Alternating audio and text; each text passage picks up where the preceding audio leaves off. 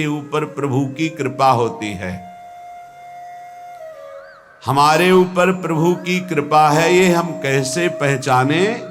तो ये 8 लक्षण प्रकट होने लगते हैं जिस पर हरिजू की प्रियाजू की कृपा है।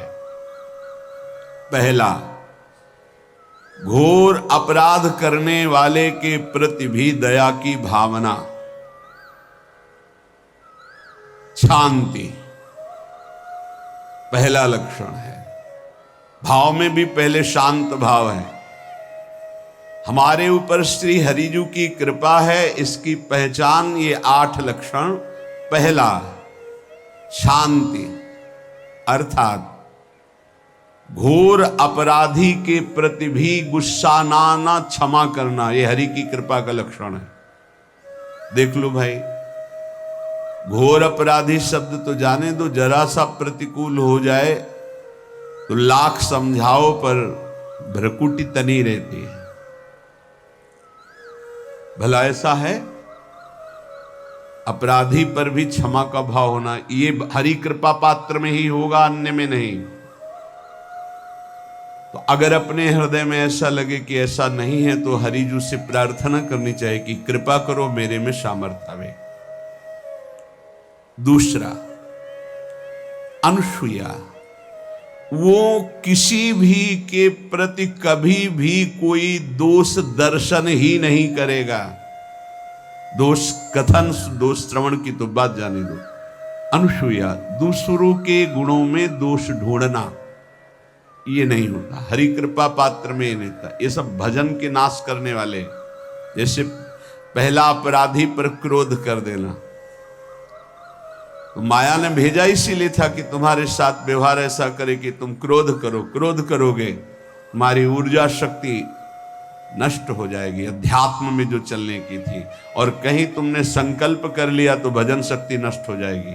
तो अगर भजन बल है तो गया, जरूर उसको दंड मिलेगा, पक्का मिलेगा, 100% मिलेगा, लेकिन आप खाली हो गए।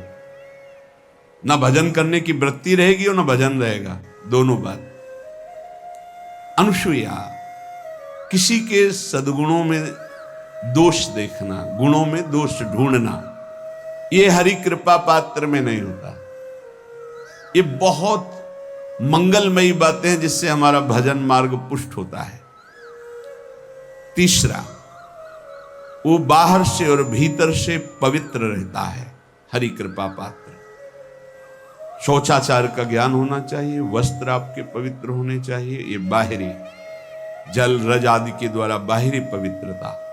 और निष्कपटता, निश्चलता, सत्य भाव, ये अंदर की पवित्रता है।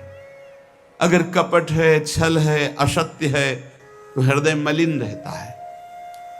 भीतर और बाहर से पवित्र रहना, इसमें खास बात क्या है? भीतर और बाहर से पवित्र रहने में, भीतर और बाहर से सदैव पवित्र कौन रह सकता है? तो बोले, जो पुंडरीकाक्ष भगवान श्री हरि का प्रियाजू का स्मरण करता रहता है, वो शवायाभ्यंतर शुचि, वो बाह्य और अभ्यंतर दोनों से पावन रहता है। तीसरी जो कृपा का लक्षण है, अर्थात वो सदैव भगवत चिंतन परायण, शौचाचार का पालन करने वाला, बाहर और भीतर से हरि कृपा पात्र पवित्र रहता है। चौथा, ऐसे कार्यों का अनुष्ठान न करे जिनमें हमारा भजन छूटता है, जिनमें सत्य छूटता है, जिनमें भगवत भाव छूटता है। जैसे आपके ऊपर कृपा हुई, आप भगवत मार्ग में चल रहे हैं, अब आप ऐसे संसारिक कार्यों का अनुष्ठान कर रहे हैं जिनमें आपकी चित्तवृत्ति बिल्कुल भगवत विमुख हो रही, तो जीवन का लाभ क्या होगा? लाभ तो है भगवत स्मरण सहित।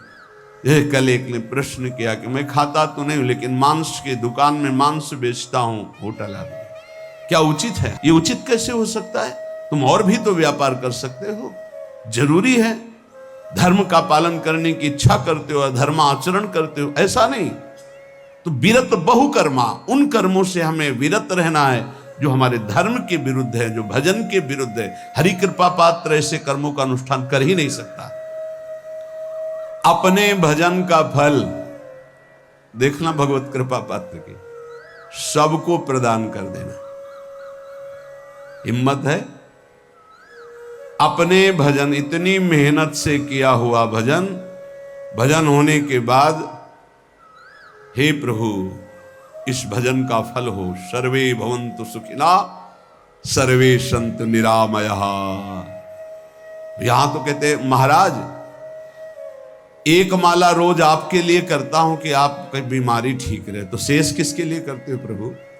शेष क्या? अगर इष्ट और गुरु के लिए तुम्हारा है कि एक माला करते तो फिर इतनी माला करते तो हमें क्या होगा? सब आपको दे देंगे तो हमें क्या होगा? तभी भजन का रहस्य नहीं जाना। छठवां, अपने भजन से अपने लिए कुछ भी ना चाहना और दूसरों की तो बात जाने दो, दूसरों से कुछ ना चाहना ये तो ठीक है, अपने भजन से अपने लिए कुछ ना चाहना है हिम्मत। देखो ये हरि कृपा पात्र में हिम्मत होती है। अपना भजन अपने प्रयोग में ना लाना, इसका भी आंतरिक रहस्य है। अपने प्रयोग में आप शरीर को लेकर के बोलेंगे, अगर स्वरूप को लेकर तो प्रयोग की कोई वहां जरूरत ही नहीं, स्वरूप पूर्ण काम है, वहां कोई अभाव नहीं। जब आप कोई भाव अपने लिए करेंगे तो देह भाव होगा, देह भाव से किसी विषय की मांग होगी। विषय पूर्ति भजन का फल नहीं होता, भजन का फल होता विषय निवृत्ति। बहुत जोर की बात है, कैसे समझे? अपने भजन का भी फल अपने लिए नहीं, दूसरों से कुछ चाह रखना तो बात ही जाने दो, भजन से भी कोई अन्य सुख की चाह नहीं हुई। क्या चाहिए?